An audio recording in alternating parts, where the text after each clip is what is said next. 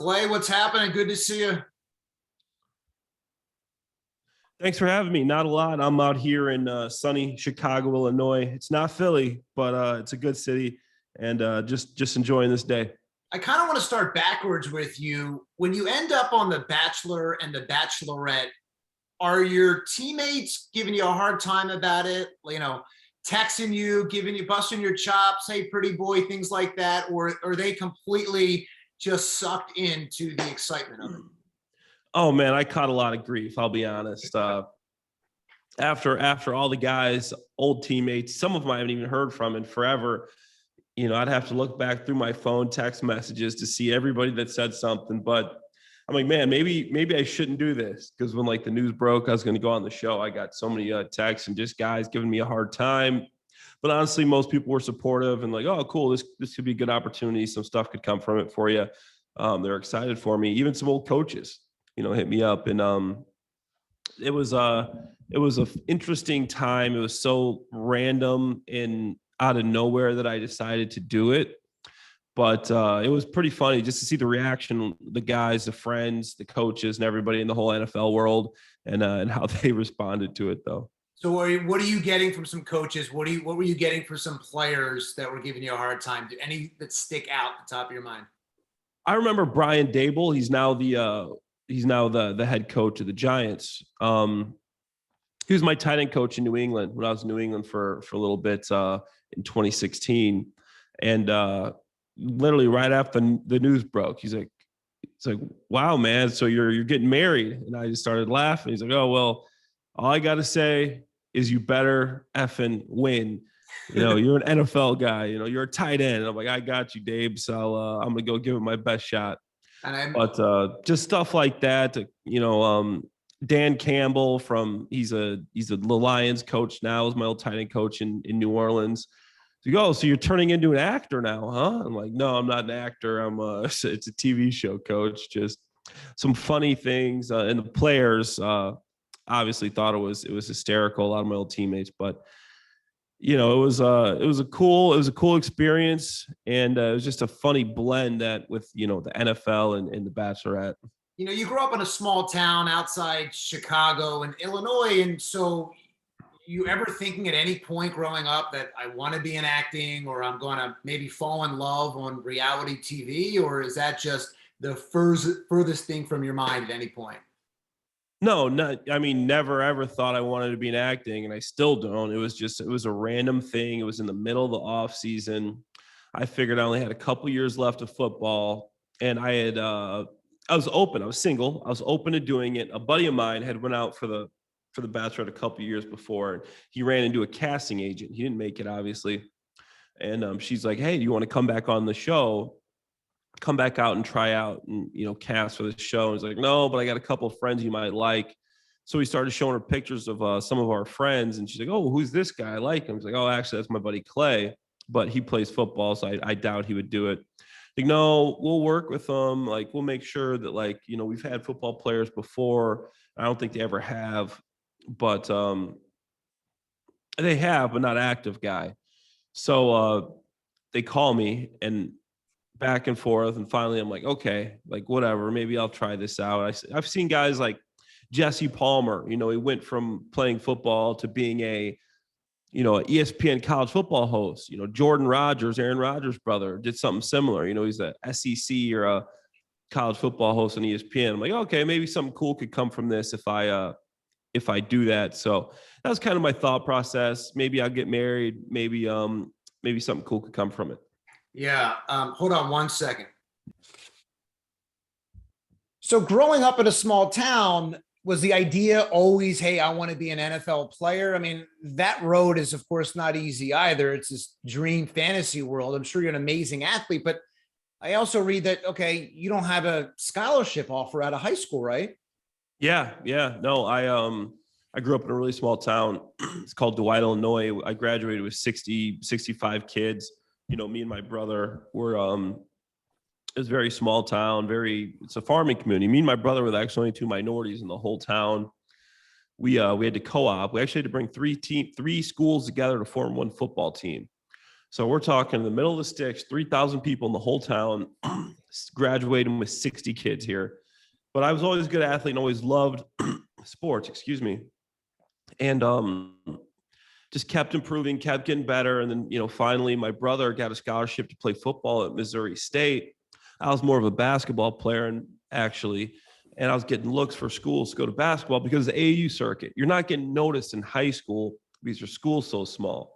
So you have to get noticed in AAU, stuff like that. So I'm doing well in AAU, playing against like this bigger competition, but then I end up breaking my ankle and I missed the whole season, miss AAU, then I miss the basketball season. But I did get my senior year in football, so I had some MAC schools were interested, some Missouri Valley Conference FCS schools were interested, but nobody wanted to give me a scholarship. So my brother was just talking to the coaches and finally convinces them like, hey, he'll come here and play if you guys just give him a half scholarship. So he gave me a half scholarship, no scholarship the first semester, full scholarship the second semester, but you're supposed to stay there. We had new coaching staff come in and they didn't think I was going to be able to contribute when they met me. So they put me back on half scholarship. So now I'm on half scholarship at a bad FCS school, my second year as well. And it wasn't looking good. I was barely playing. And lucky for me, now at the time I was pissed off about this, but my two senior tight ends go down. I was a wide receiver. And I was a wide receiver and a safety. And they're like, yo, you're our biggest receiver. We need you to play tight end. And when I moved to tight end, my sophomore year, so I got redshirted as a wide receiver. I played as a freshman as a wide receiver. Sophomore year, I moved to tight end. And I'm like, wow, this is so much easier. You go from being a decent wide receiver, it's hard to get open against these cornerbacks. Now you're a tight end, and it's a lot easier. If there's a kid out there that's 6'2", 6'3", an okay wide receiver, I promise you want to make it to the NFL, try to switch to tight end, put on the weight. As long as you're tough and smart, you can catch a football wide receiver. It's a life hack. If you're tall enough and you can put in the work to put on the weight, because you're going to be athletically ahead of every other tight end that played tight end their whole life. That's what happened with me. Right. Because it's interesting, because I've talked to a lot of guys that have converted from receiver to tight end. A lot of guys have actually told me, maybe you're just so much smarter, but a lot of guys have told me it's hard because you have so much more to worry about, the blocking and the offensive line, and you're worrying about so much more than just running, getting open, and hitting your route. Yeah, there's more on your plate for sure. But as far as like athletically, if you are capable to play at the next level, to be a wide receiver in the NFL, that has to be one of the hardest positions. I mean, you got to run a 4.4 most likely. You got to run a 4.4. You got to run a 4.3 maybe. I mean, you see these times last year, these kids running at the combine, but I was always good at that stuff. But it's just athletically, you will give yourself a chance. There's more to know. You got to be able to pick up protections. You got to be able to block. You got to still be able to run. But if you can run and catch already as a wide receiver, and you can pick up the blocking aspect, and you're smart enough to do it, it's literally a life hack. And you go to the combine, a guy at me at the combine, because I was a wide receiver, I ran a 4.5. I had a 40-inch vertical. I had a 10-foot broad jump. I had 30 reps on the bench press, things like that really set me apart. Who, if I have a 40-inch vertical as a wide receiver, maybe it's still okay, but it's good, but it's not, a wow factor. As far as a 10-foot broad jump, most wide receivers have that. Running a 4.5. If you're running a 4.5, 4.6 as a wide receiver, you're actually slow instead of being fast. So it just sets you apart, makes you more athletic at your position. And the scouts, the coaches, they love athleticism in the NFL.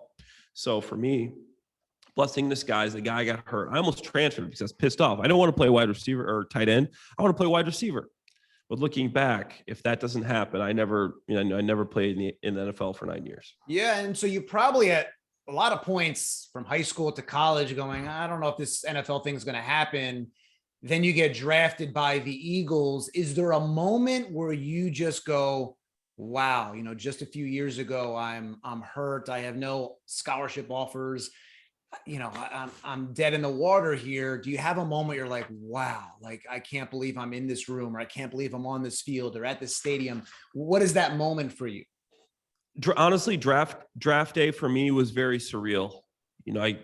I everything kind of happened so fast. My junior year, sophomore, some Scouts they come around to every school and like, oh, your tight end's okay. End of my sophomore year, I go from being this wide receiver who wasn't playing, I end up being first team all conference, all American. Scouts come around, oh, the tight end's got a chance. I just couldn't block at that point. I was small. I was like 215. Then junior year, still wasn't blocking, was first team all conference, was all American again, and at the FCS level. He's the same stuff, wasn't blocking. Nobody really gave me a shot like he could, but senior year, I gained 20 pounds. I just improved vastly. I worked really hard. I became really disciplined with my routine and my habits and everything I was doing as far as eating, school, like all that good stuff. And I become actually complete player. I was a good blocker. I led the nation in receiving yards per game and receptions per game, FCS or FBS. And then it just happened so fast. You go to these all-star games after the season. I mean, East-West Shrine game, Texas First Nation game. That's discontinued. The Shrine game still thing. Then you go to the combine. You're working the combine, and then you're going on these visits. The next thing you know, like the drafts here, like, okay, I'm hearing people telling me to get drafted in the 3rd or the 4th round, but like you don't really know. And then finally get that call. It's kind of just like, wow, like I'm actually in the NFL now. Who calls you? Like who makes that?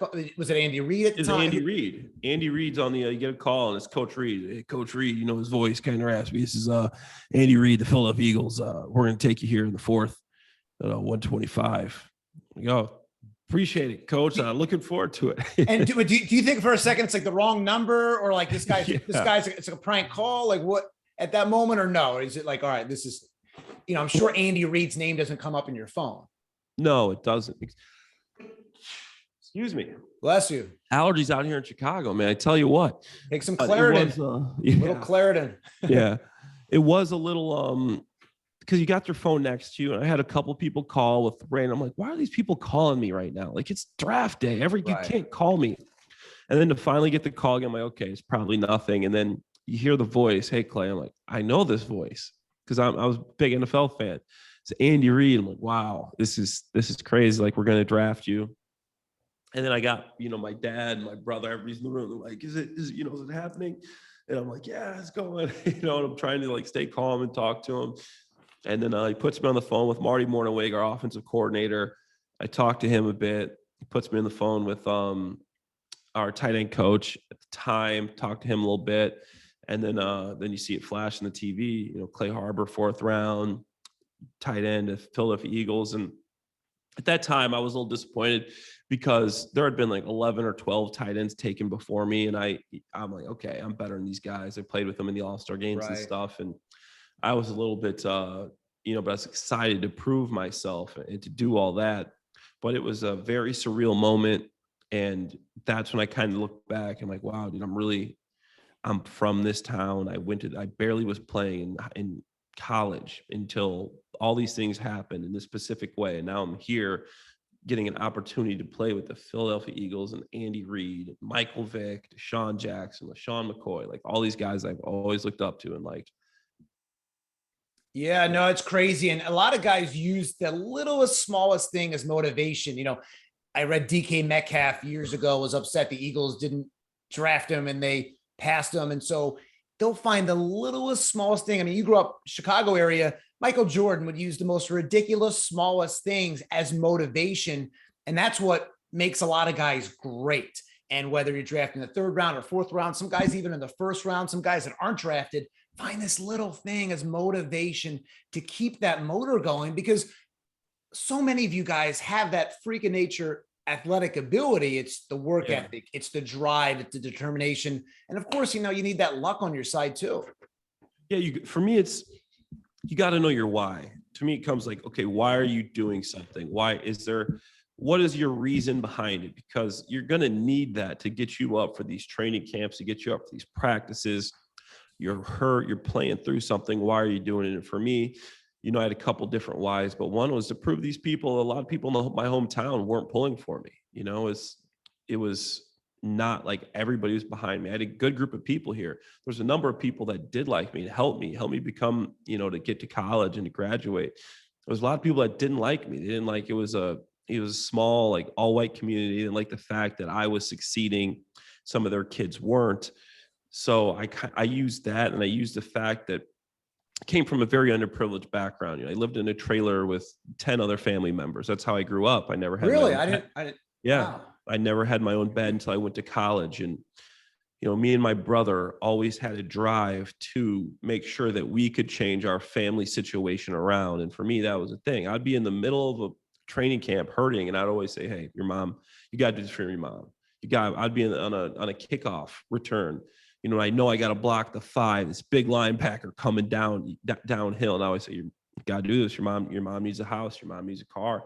And that always get me in a mental space to perform at a higher level than I would without a why. So that's a huge thing. And then you see a guy like Tom Brady. This guy's MVPs, Super Bowl, still uses the draft as ammunition. Julian Right. Edelman, when I was in New England, this guy was like a 7th round draft pick or undrafted. He still talks about it. I'm like, dude, you're a Pro Bowler. Like, this was years ago. Everybody knows how, and these guys use this as motivation. And that's why they're in the Julian Edelman's in the gym catching passes at 6 a.m. before anybody gets in there every day, from the ball boy.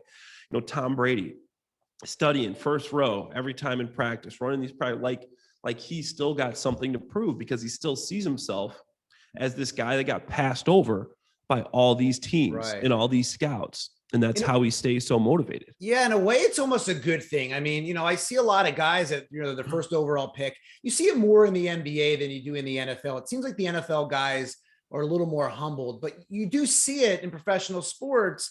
And especially when you get that big 2nd or 3rd contract, you almost forget, like, okay, well, this is where I started. And so you must have this amazing, I didn't realize that about your family, this amazing appreciation for you all of a sudden, you're not just making a little bit of money, and compared to maybe some NFL guys, it's not a lot of money, but to get millions of dollars, and you grow up in a trailer without your own bed. Do you look at that first paycheck going like what? You had to been like, I don't know what this is. Yeah, it was surreal. So I was a 4th round pick. So then, I mean, it's all public information, but like I got around 500 grand, and you only come home with like 320 or something. That's when I learned about Uncle Sam. Didn't know about it. Didn't even know about taxes and the agent fee and everything. Where's the rest of it? He told me I was getting 500. I'm getting 325. Right. Like, where is this? And to get that in itself, and to be able to, just put my mom, at that point, I got her a house. At this point, now she has a house. At that point, I got her in her own little apartment. She was living with my grandma still, when we were in college. And just to be able to I got my dad, he was a taxi driver. I got him a limo so he could start driving limo and just do these things for people in my family to try to help them was huge. And yeah, for us, like having my own apartment, I had a roommate back then. I roomed with Kurt Coleman. I don't know if you remember him. He's no legal safety. Kurt Coleman, great guy. And he did a lot of, and Kurt did a lot of work because his dad had breast cancer. Yeah. So Kurt did a lot of work off the field with his dad to help him and raise awareness, because you don't think of men of having, breast cancer. I didn't know about it until I met Kurt and his dad. So Kurt was one of my best friends, my roommates. And, to me, I was like, wow, I'm living in this like nice apartment. It's literally like a 2 bedrooms. Like, dude, this is not that nice. I'm like, oh, to me it is. So that did give me an appreciation. That was always something that pushed me to make sure that I was making this team, to make sure that I was still able to get, to get a certain amount of years in, so I could take care of my family and try to change the trajectory of our family. Once you go to a certain place and you try to, improve your socioeconomic situation, it's hard. And then my brother did the same thing, but he did it academically. We played together at Missouri State, but he has 3 master's degrees. He's assistant director of academics at University of Colorado. And he's just very successful. And he did it without the football thing. And my parents didn't graduate high school. Me and my brother both graduated college. I'm currently in Kelly School of Business. My brother has 3 master's degrees, and we're just really believe in education and just keep bettering ourselves and bettering our situation for our family now and in the future. Yeah. So when you grow up that way and then you come into the league and you look back on it, I mean, you've played with Michael Vick, Tom Brady, Drew Brees, Matthew Stafford, Nick Foles.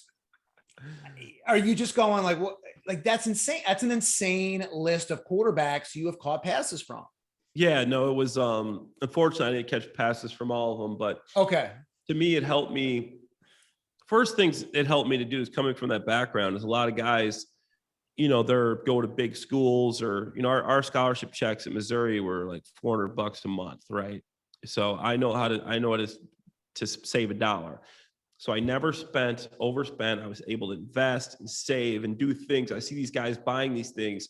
For me, it wasn't keeping up with the Joneses. You think keeping up with the Joneses is tough when your next door neighbor has something? Some of the guys in the locker room, when it comes to the locker room and your best friend's a first round draft pick and you're a 5th or a 6th or a 7th or undrafted, I've seen guys buying Escalades and going out with their friends. I'm like, dude, you can't do that. You are not in the situation that he's in. Right. He has a guaranteed contract. He has millions of dollars. You're trying to make a team. Right. You're on a rookie deal right now. And that's when people start spending money they don't have. They're around all these guys. They think they're going to make it to their 2nd or 3rd deals, and it doesn't happen for some guys. And that's the guys that get in trouble. As far as, coming in, I'm from a small town, like grew up like, and I'm playing with Michael Vick. So that was also crazy. One of my favorite players growing up, Michael Vick, and I caught passes from him. I'm hanging out with these guys, and, then I get traded to, I get signed by the Jaguars. I love my time in Jacksonville. No big name guys, but really a great underrated city, good coaching staff. We didn't win there, but respect for Jacksonville. And continuing on to New England, being in the same room with Belichick, Brady, Gronk, Martellus Bennett, my tight end room. We got Martellus Bennett. We got Rob Gronkowski. It's like, wow, like these guys are some of the best in the league. And I always appreciated that and just took pieces from every guy that I played with. So those quarterbacks I mentioned, how are they different? You talk about Vic, you talk about Nick Foles, you talk about Tom Brady, Matthew Stafford, Drew Brees. You had a quick stint in New Orleans. How are they all different, or are they all the same in the sense of their work ethic is just insane? Insane. Yeah, so I'll tell you a quick story about Drew Brees, right? So I signed with Drew Brees in 2017 in New Orleans. I come in, I have an amazing OTA. So I'm getting reps with the first team. Me and Kobe Fleener, I caught the most balls in OTAs, caught the most balls in training camp. They keep track of the catches in the tight end room. And Drew invites me and Kobe out to San Diego. And I remember the last time that a quarterback had invited me out to California. It was Blake Bortles. I love Blake Bortles, but he was a young guy and he just didn't get it yet. So I go out to LA to throw with Blake. And I fly out there on my own. I get a hotel. The first day we're supposed to throw, he doesn't show up because he was hungover from the night before. The next day we go and we get a good session in, decent session. Okay, we're supposed to throw one more time the next day we cancel. So I flew all the way out to LA just to throw for one day. So when Drew offers me to come out to San Diego where he lives, I'm thinking it's something similar is going to happen, right? But then Drew gets me in touch with his assistant. Drew Brees gives me first class seats round trip to San Diego, buys our hotel in a 5-star hotel, me and Kobe. Okay, so this guy gets our transportation from the airport to the hostel, 5-star hotel. Then him or who's our backup that year? Chase Daniel. Chase Daniel would pick us up every morning at the hotel and bring us to the field, and we'll throw and get a good workout in and then take us back. And then he even set us up with his trainers so we could go to his gym and train for 5 days. And to me, I go, that is the difference between Blake Bortles and Drew Brees, the professionalism. Drew, every play, he had a list, what we're going through, checking this. When I'd come back, the first time I set the ball on the ground next to him, he goes, don't set the ball on the ground. I don't like to bend over if I don't have to. Hand me the ball. I go, oh, yo, sorry, man. I'll hand you the ball. So didn't want to bend over one extra time if you didn't have to. These are the type of guys that are the guys that are the Drew Breeses, and what separates them from the Blake Bortles. And that's Drew in a nutshell. Just business, professionalism, and so dedicated to what he does. I love those stories. And then, you see Tom Brady at times getting into it with coaches on the sideline or players and things like that. And, he almost, it seemed like him and Bill Belichick had this perfect marriage in New England. And then, maybe it fizzles out for whatever reason. He wants to go to Tampa. I think, his wife also was like, all right, let's kind of like take the next step. But Tom Brady in particular, what did you see behind the scenes with Tom that obviously is an amazing quarterback, but what makes him great behind the scenes? Unbelievable competitiveness, just unbelievable competitiveness, professionalism, and just a incredible discipline and routine, right? So first things first, Tom has Alex Guerrero, his own personal trainer guy that follows him around everywhere, goes on the trips. He has him with him at all times. Tom comes in the meeting room, does the same thing every time. He has a towel, he wraps it up, he puts it behind his back, and he sits in the same position every time. Same posture. It's good for his back. He's in the front row of every meeting. This guy's in his 16th, 17th year in this system. Same front row seat, directly in front of the coach, taking notes. Well, Tom, what is this guy taking notes on? I don't even have anything to take notes on. Tom's taking notes. He's probably heard this thing 150 times. And the story I'll tell you about Tom Brady, it's a funny story, but it's a true story, and it just shows you his competitiveness. In New England, they have a very hard offense. Some teams will have 10 plays, hurry up offense. You say one word, you got to know the play, the formation, you got to know the audibles, the checks, you got to know everything. So you say coffee, you got to know, okay, that's green right, 373, Y stick, X slant. You got to know it just off the one word. New England had about 100 of them. For me, it was tough for me to pick them up. So I started studying them all the time. I'd talk in my voice memo. I put my headphones on. I'd listen to them on the way to work. If I had an extra 5-minute break, I'm listening to them just so I could pick them up. I got really good at this game we'd do. So if the coach said the play, green right, 373 Y, so we'd have to say back the code word. I go, that's coffee, even before the play got finished, because I knew it because of all the repetitiveness. And if you take coffee, we'd have to say green right, 373 Y, stick, excellent. So we'd have to say it. I got really good at this, and I'd beat all the tight ends all the time. Gronk, Martellus Bennett, everybody. I was just wiping the floor with these guys. One day, Tom comes in the tight end room, talking to Gronk and everybody about, hey, like they're sitting on our stuff. Like we're going to take this route a yard further, 2 yards further. And we're going to come in behind the linebackers. And Brian Dable, hey, Tom, 1 second. He's, I bet you can't beat Clay in the game. He's like, Brian, Dave's, come on, man. Like Clay's been here for what, 5 minutes? Like I'm obviously going to win. Dave's like, hey, come play him then. Obviously, Tom's competitor. We're sitting at the table. Dave's about to read off something from the list, one of the code names or one of the plays. I end up beating Tom like 5-3. The guys are going crazy. Oh my God, Clay.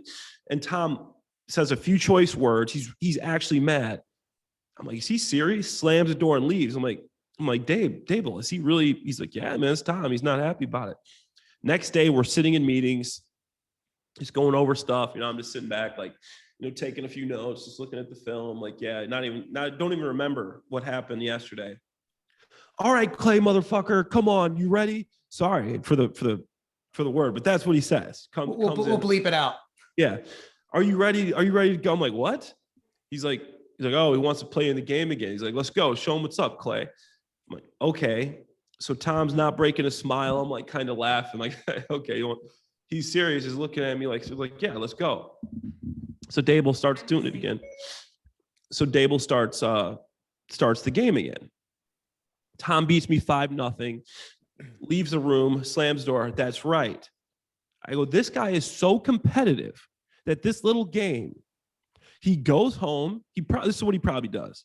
He goes home, he studies, looks over everything just to make sure he could come back the next day and beat me at this game that means absolutely nothing.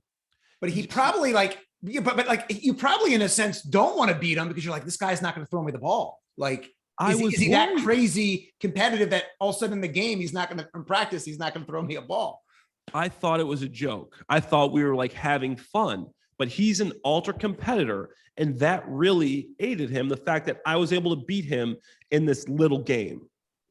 So Tom goes home, comes back, he beats me 5-0, could barely get a word out because he knew everything so quickly. So he probably just went home, studied up on it.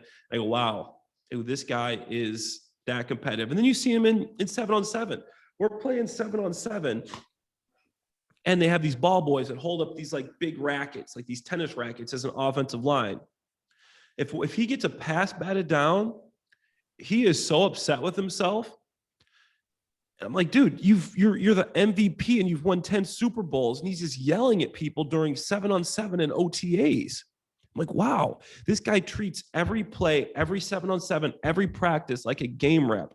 So when he gets there, he's seen all this stuff before because he treats it all the same. There's no difference for him when he's looking in a practice, in a training camp, in a preseason versus when he's looking in the game. He's able to correlate it all back to the same thing. You got to get yourself in that state, because a big thing that these guys say, Navy SEALs, NFL players, you never rise to the occasion. You fall back to the level you're training. So Tom's able to do all that, and it's just because of his competitiveness and his mindset. Yeah, only a few more minutes left here with you, Clay, but were things, you've heard this at times, were things not fun in New England? I mean, there's the winning culture, but were things so intense with Tom and Bill, were they not fun in a sense at times, or was it really just like any other team? Okay, so I had a cup of coffee in New England, but I was there, the whole OTAs, the whole training camp, preseason. And Deflategate, right? You were there for Deflategate. For Deflategate, yeah. And I played 6 games with New England before I got released and signed by the Lions for the rest of that year. But I liked it. I mean, you had to have your stuff together. You knew that you had to know your stuff because they're not going to slow down for anyone. But I respected it. I liked the coaches. I liked the players. It was a business atmosphere. I went from Jacksonville, where it was a great place to play. The coaches gave you a lot of freedom, but I appreciated the challenge of it. I had the same offer to go back to Jacksonville. I could have spent, 5 more years in Jacksonville. They offered me a 3-year deal. Good deal. I ended up leaving to go to New England for a little bit less just because I wanted to play in New England. I wanted the opportunity to play, and my agent goes, hey, why are you leaving Jacksonville? You got a good reputation here. The coaches love you. I want to win a Super Bowl. I want the challenge. To me, I just thought I hadn't been utilized in the right way yet. And I was going to, I'm like, I'm going to go here. I'm going to play well. I'm going to get on this team. I'm going to have Tom Brady as my quarterback. Unfortunately, I had some injuries. I missed a lot of time. I had to get bilateral adductor surgery during camp, came back, but was still a little bit behind the 8 ball there with my explosiveness and my strength as far as just rehabbing to get on the field. But to me, that was appealing to play at such a high level with these guys, these coaches, these players, Tom Brady, Rob Gronkowski, arguably the best tight end in the NFL. You had these big, larger than life characters. And I think, looking back, yes, for my career, it would have been smarter to stay in Jacksonville, where my job was basically guaranteed, instead of going to New England at that time. But hindsight's 2020, and I still, if I have a challenge that's something today, or I have an opportunity to sign with a big company that's might be a little more competitive, or take the consent, I'm gonna swing for the fences. That's how I like to live life. It's boom or bust. Last thing for you, if you can answer it in a minute. Nick Foles, obviously, I'm sure you're thrilled that he won that Super Bowl for Philadelphia. Why do you think Nick, because he has that work ethic, has not really had success anywhere else other than Philadelphia long-term wise? If you can answer that in a minute or less. Yeah, I think Nick's work ethic, as I've talked about that in the past, is probably the best I've ever seen. But I think the problem is with Nick, he's been in some tough situations. If you get him in a good situation with a good offense and some good players, I think he can still do it. He was in Jacksonville, then he was in Chicago. Let's look at the rosters he was on. Okay. Right. That's my opinion. Right. Yeah. And his work ethic is ridiculous behind the scenes. He's playing behind Nick Foles. He's playing behind Michael Vick, and then he gets his chance, and then he has this remarkable career. You must have been thrilled seeing what he did when Carson Wentz went down. I knew it was going to happen for him. He's a guy that just puts in so much work, so much time, and he prepares for that situation. And it's hard sometimes because you don't know if you're going to play, but he's able to take himself to a place to where he can put himself in that position where he thinks he's going to play. Clay, thanks so much for joining me. Best of luck. I appreciate the great insight and the stories behind the scenes with all those amazing quarterbacks and, of course, yourself. Appreciate you having me.